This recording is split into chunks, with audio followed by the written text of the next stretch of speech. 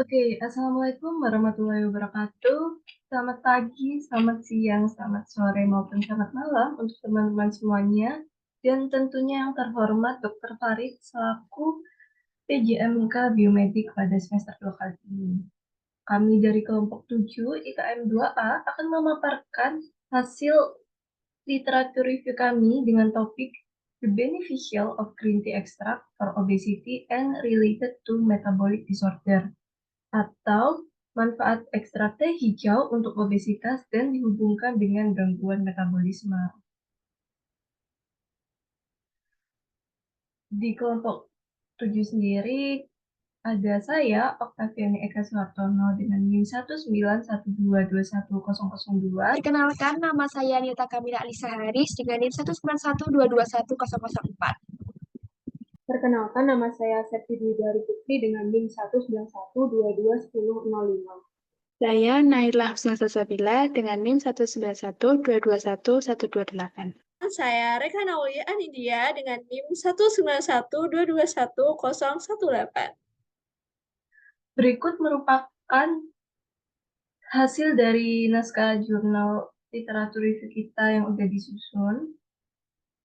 Ini untuk halaman pertamanya ada abstrak, keywords, judul, dan nama anggota kami. Oke, masuk ke abstrak. Di sini pada abstrak dibagi menjadi 5 highlight, ada aims, method, result, discussion, and conclusion. Untuk aims sendiri yaitu tujuan penulis dalam literatur review ini yaitu untuk mengetahui manfaat dari ekstra green tea untuk obesitas dan dihubungkan pada gangguan metabolisme. Dan untuk metode yang digunakan yaitu tinjauan pustaka dengan kata kunci teh hijau, metabolisme, dan obesitas di situs pencarian jurnal maupun artikel seperti PubMed. Kemudian fokus pada program diet dengan teh hijau berdasarkan kriteria inklusi. Jurnal yang diperoleh dianalisis yaitu antara 5 tahun maksimalnya. Nah, peneliti kemudian mendapatkan 5 jurnal yang dianggap paling relevan. Untuk hasil, di sini ada sebanyak 5 artikel internasional yang memenuhi kriteria dan dapat dijadikan sampel untuk penyusunan naskah literatur review ini. Kriteria inklusi hasil ditentukan sesuai dengan tujuan penulisan tinjauan pustaka. Variabel-variabel tersebut kemudian dimasukkan ke dalam metode PICOT, sehingga dapat dieksplorasi secara luas.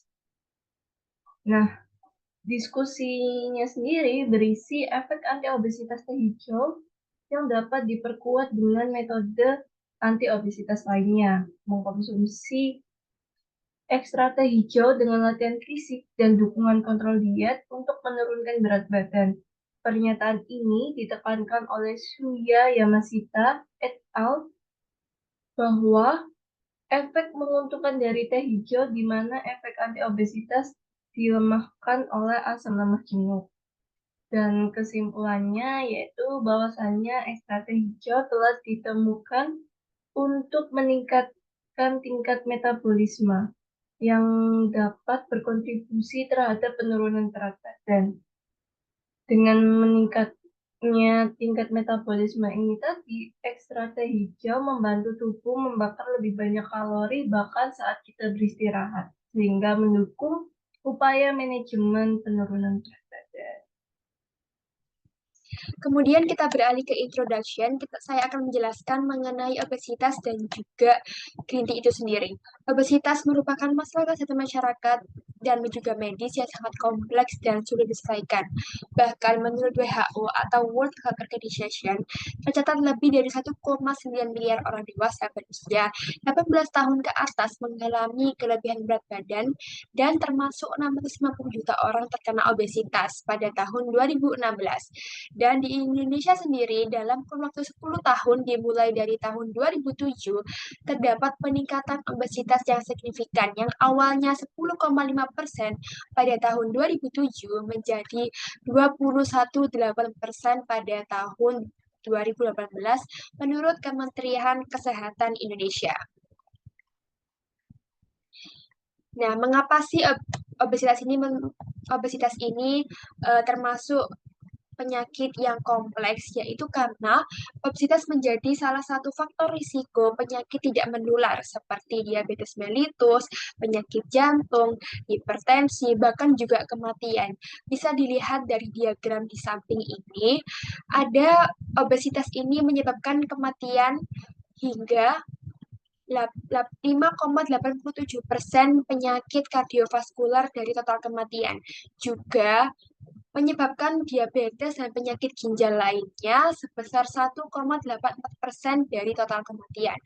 Dan obesitas ini itu memiliki banyak faktor penyebabnya. Salah satunya itu seperti gen, lingkungan, keseimbangan metabolisme dalam tubuh, dan juga lifestyle yang tidak baik. Sehingga obesitas saat ini tergolong penyakit yang memerlukan penanganan secara komprehensif. Salah satunya menggunakan green tea. Nah, green tea ini juga disebut dengan daun Camellia sinensis, merupakan salah satu minuman yang paling banyak dikonsumsi selama ribuan tahun di seluruh dunia. Dan minuman ini itu telah dianggap tidak hanya sebagai minuman, tetapi juga ekstrak medis dalam sejarah panjang berbagai budaya manusia.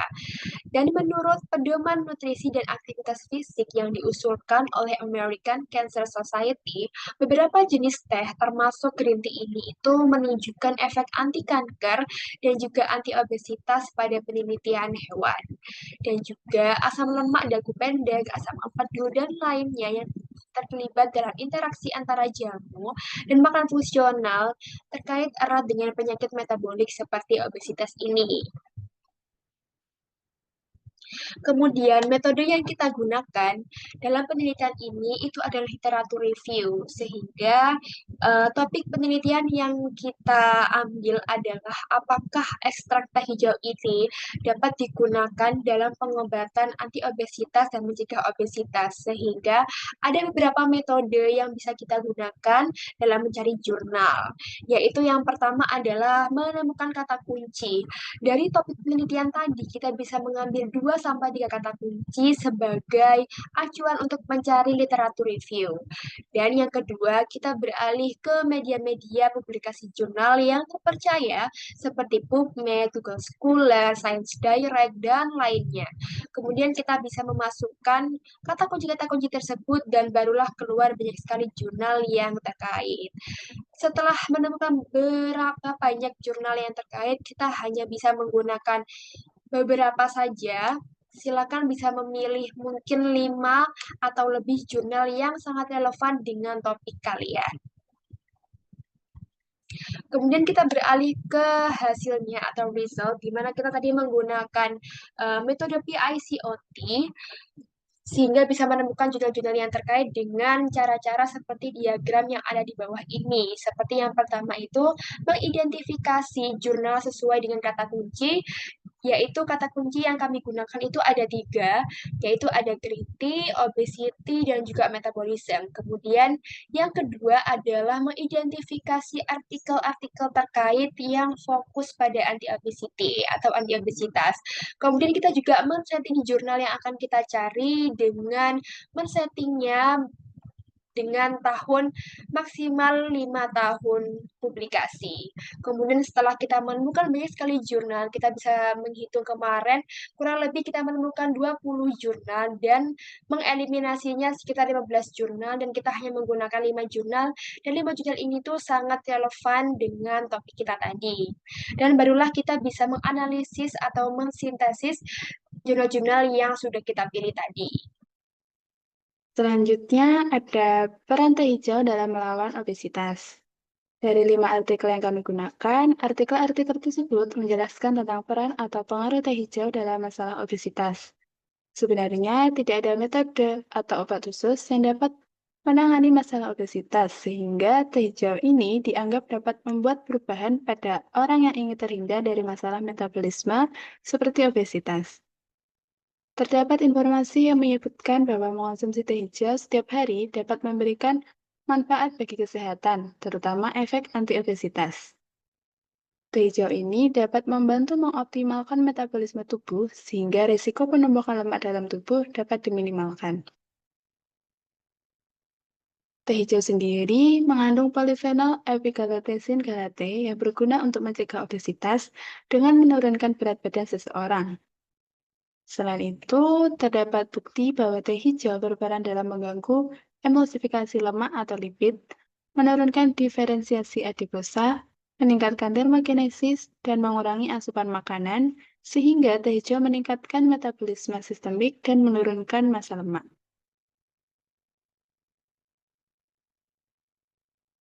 Selain itu, ada juga suplemen teh hijau yang apabila dikonsumsi dianggap dapat memberikan perubahan berat badan, indeks massa tubuh, dan lingkar pinggang.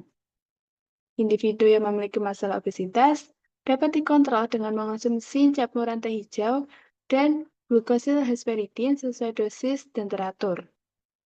Ditemukan pula informasi bahwa salah satu kandungan dalam teh hijau adalah EGCG yang memberikan manfaat berupa anti kanker, anti-inflamasi, anti-diabetes, anti-aterosklerotik, dan efek menurunkan lemak dan berat badan. Selanjutnya adalah bagian pembahasan tentang green tea sebagai anti-obesitas di dalam metabolisme lemak. Nah, beberapa penelitian ini menemukan bahwa green tea atau teh hijau ini memiliki potensi sebagai terapi anti-obesitas. Efek anti-obesitas ini terutama dikaitkan pada epigallocatechin galat atau EGCG yang terdapat pada green tea. Menurut Hayawaka, tahun 2020 melaporkan bahwa 2,5 gram daun teh mengandung 240 hingga 320 mg katekin yang merupakan EGCG. Nah, obesitas ini sering dikaitkan dengan banyaknya penumbukan lemak yang disebut trigliserida. Trigliserida sendiri dibentuk dari asam lemak dan gliserol melalui proses metabolisme yaitu lipogenesis. Asam lemak ini disintesis dari asetil-CoA melalui proses sintesis de novo dengan memanfaatkan enzim FASN. Enzim FASN atau fatty acid sintase ini adalah enzim yang mengkatalis pembentukan asam lemak. Nah, peran green tea terhadap pencegahan obesitas ini berkaitan dengan EGCG dan juga enzim FASN ini. EGCG pada green tea mencegah aktivitas enzim FASN, sehingga produksi asam lemak ini akan menurun. Ketika asam lemak turun, maka trigliserida juga akan menurun sehingga mengurangi penumpukan trigliserida dan mencegah obesitas. Kemudian penelitian lain juga menemukan adanya hubungan green tea dengan mikrobiota usus. Jinju dan kawan-kawan menemukan bahwa green tea dapat mengubah komposisi mikrobiota usus dan memberikan efek positif pada pola makan tinggi lemak. Berat badan sendiri dapat dihubungkan dengan komposisi mikrobiota. Jadi ketika berat badan yang normal itu ketika filum bakteri Bacteroidetes dan Firmicutes ini mengalami keseimbangan. Nah, hasil penelitian yang dilakukan oleh Jinju dan kawan-kawan ini menunjukkan ketika pola makan tinggi lemak ini akan terjadi penurunan Bacteroidetes dan juga peningkatan pada filum Firmicutes. Seperti yang terlihat pada gambar, yaitu ketika jungkat-jungkitnya tidak seimbang, bisa terjadi penyakit, salah satunya yaitu obesitas. Nah, sedangkan ketika telah diberikan green tea, hasilnya menunjukkan adanya peningkatan Bacteroidetes dan juga penurunan pada Firmicutes. Hal itu artinya pada orang yang obesitas, green tea mampu mendorong keseimbangan komposisi mikrobiota usus. Selanjutnya, bagaimana sih teh hijau dapat menurunkan berat badan atau obesitas? Menurut penelitian Yinglin pada tahun 2020 menyatakan bahwa teh hijau merupakan salah satu jenis teh utama dengan nama ilmiah Camellia sinensis yang termasuk dalam golongan teh non-fermentasi. Teh hijau memiliki sifat antioksidan terkait dengan kandungan polifenolnya yang sangat tinggi. Studi pada manusia melaporkan bahwa teh hijau memiliki efek anti-obesitas dengan menghambat sekresi grelin, meningkatkan kadar adiponektin, oksidasi substrat, mengontrol nafsu makan, menurunkan penyerapan nutrisi, dan menghambat adipogenesis. Berdasarkan data efek samping pada manusia pada penelitian Hu, Webster, Chow, dan Shaw pada tahun 2018 yang melaporkan tingkat keamanan, yaitu sebesar 704 mg epigallocatechin gallate atau EGCG perharinya dalam tes seduhan. Selanjutnya yaitu pada penelitian lainnya, pada Furuyashiki dan teman-temannya yang menunjukkan bahwa katein CG, EGC, ECG, dan EGCG pada 5 lm menekankan akumulasi lipid yang diinduksi campuran yang sama dalam model adiposit lain yaitu sel 3T3L1. Dalam percobaan tersebut, CG dan EGC melemahkan akumulasi lipid mulai dari hari ketiga, dan jumlah lipid berkurang hingga 50% dibandingkan dengan kontrol pada hari ke-8, yang menunjukkan bahwa katein menghambat program diferensiasi pada tahap awal dan tahap akhir. Menurut beberapa penelitian yang ada, teh hijau baik dikonsumsi oleh seseorang yang telah berusia 30-75 tahun. Hal tersebut dibuktikan oleh Ren Yoshitomi pada tahun 2021 yang dalam penelitiannya menyatakan bahwa baik pria maupun wanita dalam kelompok placebo dapat mengonsumsi saat berusia di atas 53-63 tahun dan memiliki berat badan lebih dari 66 kg dengan BMI kurang lebih 25 kg per meter persegi. Sedangkan pada kelompok KTGH, lebih baik mengonsumsi pada usia di atas 53-64 tahun dengan berat badan di atas 67 kg dengan BMI kurang lebih 25 kg per meter persegi. Selain itu, orang yang mengonsumsi harus memiliki kadar kolesterol sebesar 100-140 mg per dl/LDL. Cara pengolahan teh hijau ini berupa minuman yang diseduh lebih dari 12 minggu. Dengan aturan minum teh ini yaitu sekali dalam sehari dengan EGCG yang dikonsumsi dalam jumlah yang sangat tinggi atau minimal 300 mg per harinya. Efek anti-obesitas teh hijau ini dapat diperkuat dengan metode anti-obesitas lainnya seperti latihan fisik, dukungan kontrol pola makan, dan juga pola makan yang dapat menurunkan berat badan. Pernyataan ini ditegaskan juga oleh Suya Yamashita dan teman-temannya bahwa efek menguntungkan dari teh hijau diantaranya efek anti-obesitas yang dilemahkan oleh asam lemak jenuh. Untuk lebih lanjutnya dapat dilihat pada tabel di atas. Di sini kesimpulannya yaitu bahwasanya ekstrak teh hijau telah ditemukan untuk meningkatkan laju metabolisme yang dapat berkontribusi pada penurunan berat badan. Dengan meningkatnya laju metabolisme ini, ekstrak teh hijau membantu tubuh membakar lebih banyak kalori bahkan saat beristirahat, sehingga mendukung upaya pengelolaan berat badan. Namun, penting untuk diperhatikan juga bahwa efek menguntungkan dari ekstrak teh hijau ini pada obesitas dan gangguan metabolisme itu sangat sederhana. Mereka paling efektif bila dikombinasikan dengan diet yang seimbang dan aktivitas fisik yang teratur. Perlu juga disebutkan bahwa respon individu terhadap ekstrak teh hijau dapat bervariasi dan berpotensi efek samping atau interaksi dengan obat harus dipertimbangkan. Dianjurkan juga untuk melakukan konsultasi dengan para ahli kesehatan maupun gizi sebelum memasukkan ekstrak teh hijau atau suplemen teh hijau ke dalam rutinitas kita. Nah, kemudian ini ada 5 jurnal yang sudah kami ambil dan menurut kami paling relevan.